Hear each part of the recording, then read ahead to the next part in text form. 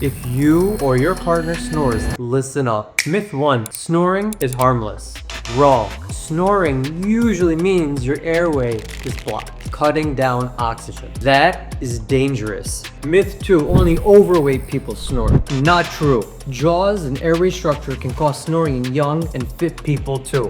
Myth 3. Surgery is your only option. False.